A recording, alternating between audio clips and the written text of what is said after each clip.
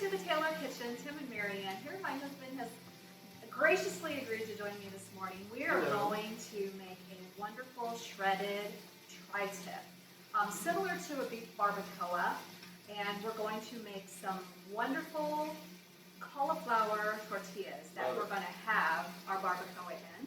And so here's my rendition of a barbacoa with kind of what I had on hand. It's not totally tradition because in the traditional recipe, the barbacoa is roasted in a fire pit. We're not going to roast it in a fire pit. We're going to use my multi-cooker here, a lovely Christmas gift from my husband, and I have used it a lot. I love it. So this tri-tip, I cut it up in cubes, and it's been just sauteing to get it brown. Here it's sizzling away. And I actually just turned this off because I'm going to go ahead and make a marinade for it, and then I'm going to use the pressure cooker element of the multi-cooker. So, here we go. I have in here a cup of beef broth, and I'm going to add to it the juice of an orange. You want to squeeze? Actually, I'll let you squeeze those in here. I'll move you over here while I cut up some garlic. And I'm just going to kind of smash. Did I spatter you? No. I'm just going to kind of smash the garlic because it's really going to get so soft in the multi-cooker that I don't need to chop it. It's going to add a lot of flavor to this. I have 3 cloves of garlic. They're going to go in here. Sizzling is beginning to slow down. I just like to do that. It's kind of browning the meat before we move on. Okay. Chili powder is Here we go. Here we go. I'm looking for my ingredients.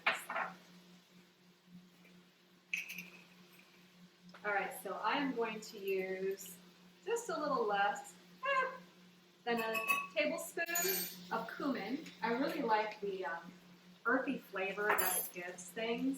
And here's kind of like the odd man out in this. It's Chinese 5-spice. Often barbacoa calls for clove. I didn't have clove, but Chinese 5-spice has cloves in it along with some other things. And I thought just a 1/4 teaspoon is going to add a really interesting flavor. And then a tablespoon of herbes de Provence. Mexican oregano is traditional. And like I said, I'm making an adaptation kind of with what I have on hand. So we're going to use the herbes de Provence and just a skosh of smoked paprika, 1/4 teaspoon. All right, so we've got that going, and then I really like to add dehydrated onions when I can. They add a whole lot of flavor. If you don't have them on hand, just leave them out. It's totally fine. You can use fresh chopped onions. If you would grab, oh, here we go. Whisk that all together. And while he's doing that, I'm going to judge how much chipotle I want to put in here. I don't want it to be too spicy because we're going to take some to Tim's parents, my in-laws. Trying to mix some meals for them. And so I want this to be flavorful but not knock you over spicy. So I'm going to say 2 tablespoons. Probably just splattered myself there. That's all right. Okay. Good to go? Good to go. And that is our liquid. Smells very flavorful. Pour it in. If you don't have a multi-cooker, that's totally fine. You can use a slow cooker. I would recommend maybe 6 hours on high. This is just less than 2 pounds, which is a smaller cut of meat. Definitely 6 to 8 hours if you have more like a 4-pound cut of meat. You can use tri-tip, you can use a pot roast, pretty much anything will work very well for this recipe. Would you grab my pressure cooker lid? Yes. And we will get this working and we'll move on to our wonderful cauliflower tortillas. So I have to put this in the right direction. Seal the lid, make sure the vent is closed. And then I'm going to set pressure for, actually this takes 25 minutes. Which is pretty good considering if Versus 4 hours? I know, or if you had it in your oven, it would take quite some time. So I'm going to put that on high. It takes a while to kind of build up the pressure, but that gives me a lot of time to prepare the rest of the meal. And by the time this is finished, everything else will be done. So we'll be good to go. All right, so next I want to move on to our cauliflower tortillas. So if you can grab the cauli. This is so good. This is so good. And being that Tim fights diabetes, we're always looking for really good low-carb options Yes. for things. And I've kind of tweaked this recipe a little bit, and I really, really like what it gives me right now. I need to clean up just a little bit and move some things. All right, so let me tell you about the cauliflower. This is a bag of frozen riced cauliflower that I bought at the store. And I put it in the microwave after it's thawed. I put it in the microwave for just 2 minutes. And then I put it in a strainer like this, and I let it drain completely, and all the while I'm kind of pressing all the liquid out. And that's where I get the consistency that I want for this. I get it pretty dry, and it's not too dry because I'm going to add eggs. I'm going to add some almond flour to this, and I like to add cilantro. We're going to be doing that as well.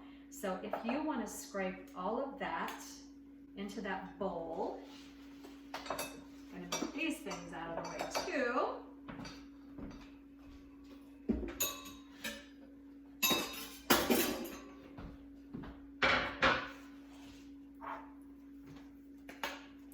All the goodness. Get all the goodness out. All right, then we need to add 2 eggs to this. And that whisk is fine because that'll just, if there's any flavor on that from the marinade, it doesn't matter if it's in or not, it'll be perfectly good. You can kind of whisk the eggs into that. This is our binder, right? Yep, that helps bind them together. And then once that is done, the almond flour can also be added in. That's a 1/4 cup of almond flour. That looks really good. And then we need a pinch of salt, not too much, and a grinding pepper. And you can kind of flavor these up however you want. When you buy tortillas in the store, oftentimes they have chili powder and things like that in them. I like to add a little bit of cilantro. I'm actually going to cut up a decent amount of cilantro because I like it on my finished tortilla. Tim is not a huge fan of cilantro. Oh, I love it. And so I'm going to chop it up roughly. Watching my fingers. And then kind of go back over it like so. And then we'll add a little bit to this. I do like it in the cauliflower tortilla. It gives it a lot of good flavor, got doesn't good flavor, it? Yeah. Okay, that's fine enough. All right, so about that much. Stir it in. Stir it in. Stir it in. And I will save the rest of this. Makes it all pretty too. It does. It gives it those beautiful green flecks. So the finished tortillas are just gorgeous. All right. So ideally I want to let my mixture sit just a little bit because the flour kind of soaks in the moisture, and then we can put them on a tray. All right, so our cauliflower tortilla mixture has set for a little while. So next what we need to do is put them on a sheet pan. I have my oven preheated to 425, and basically you take a scoop of it and you put it like that and you flatten it out. And you're going to make, this is our debate, street taco size rounds. If you can see that, I'm making it about that round, and I can get 3 on a sheet pan. And Tim is telling me he wants bigger tortillas, so I'm gonna let you do what you'd like. Bigger tortillas hold more stuff. Hold more stuff. You can use whatever size you want, but the goal is to get them very flat so that they bake very evenly. And just, I kind of press and round them out as I'm going along, and they don't have to be perfect. They just have to be good, and that's what they'll be.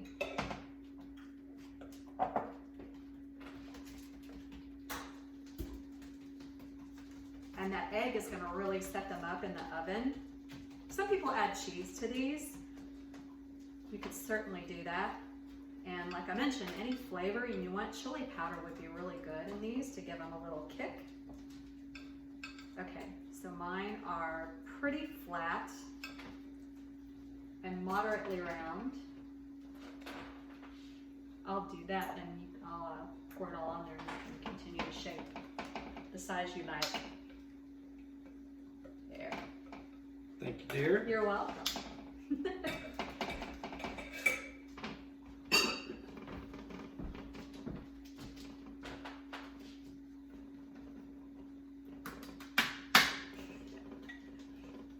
Have I mentioned my husband is a perfectionist? Look how round his are, and mine look like this, and his are perfectly round. Mine look handmade. There we go. Okay, and look, his are like masterpieces. So I'm going to put these in the oven, 425 for 20 minutes.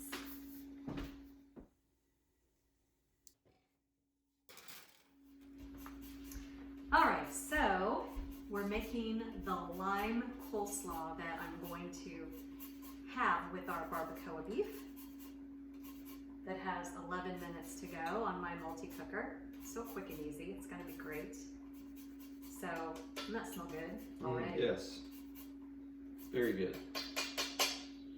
And I'm going to cut this in half and let you, if you do not mind, squeeze I do not mind. the lime. I'm just going to quickly cut up some radishes while he does that to top our barbacoa with. I really like radishes on top of street tacos. Do you like this on your tacos, radishes? I do. I think that's very traditional. That's a very crisp and fresh element. Yes, and I have another line to just like serve the wedges with. I think it'll be super good.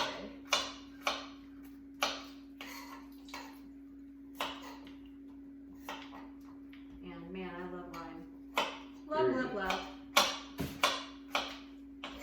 All right, so there's radishes that we'll use in a little while. All good. A pinch of salt in this, and a little bit of pepper. All right, if you want to put probably like 3 rounds of honey in there, because we're going to need to cut the tartness of this just a little bit. And I'm also going to add a squeeze of mayo, just because I want it to also be nice and thick and a little bit creamy without it being a mayonnaise-y slaw. And I want just a little bit of chili powder, probably a teaspoon, as well as a hint, about a half teaspoon of smoked paprika. I'm just kind of shaking this now. I'm not accurately measuring because those flavors just go really well together. And then because the lime was just a little scant of the amount of juice that I want in there, I'm going to also add a little bit of rice wine vinegar. Apple cider vinegar would be really good in this. You want to give that a whisk. Sure. We'll mix it all together. And that's a really nice base. I love vinegary slaws as opposed to creamy slaws. All right, and then if you want to add, this is just a bag of shredded slaw. You can use whatever you want.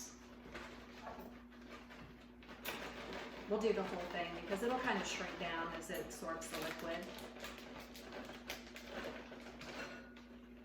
And then I probably should have used a bigger bowl.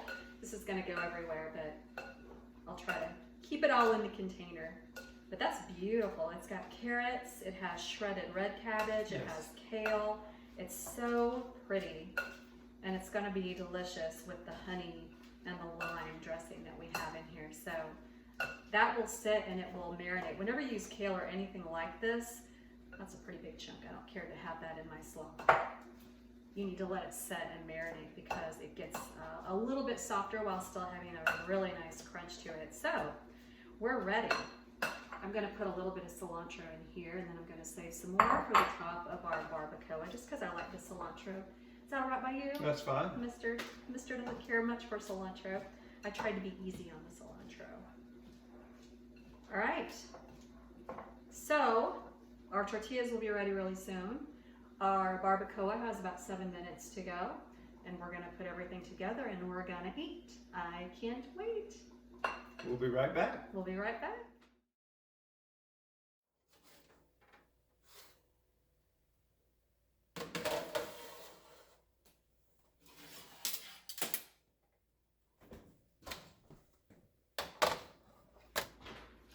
All right, so this came out beautifully. We're all ready. Yes. Our cauliflower tortillas are out of the oven.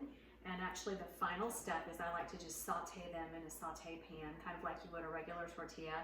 You really can't do them over an open flame like you can a regular tortilla, but this works really, really well. It just gives them that additional touch that they need. They're beautifully browned on one side from the oven, and then I'm browning them on the other side just in a skillet. So Tim, your perfect tortilla is up first. So I have our barbacoa out here with some radishes, cilantro, and here is our slaw to go with it. So I'm gonna let you take a plate. Thank you. And, nice, there you go. I'll put another one on. Perfectly round. Perfectly round, so then you doctor it up the way you want. I'm anxious to see what you think of this. It looks yummy. It does look very yummy. And I think your parents will really like the barbacoa.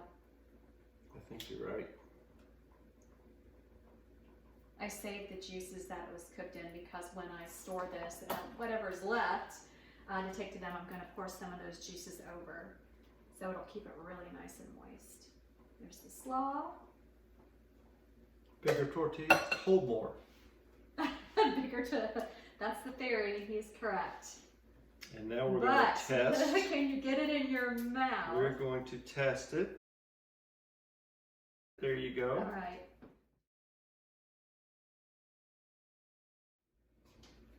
All right, I'm going to try mine. And I'm going to take a bite while you do that. Okay. Good. Awesome. Awesome. Very good. All right, so a little bit of beef, slaw, because I love the crunch. And then I'm going to put a few radishes. And I really like cilantro, so I'm going to load up the cilantro on mine. All right. Yummy. Mmm.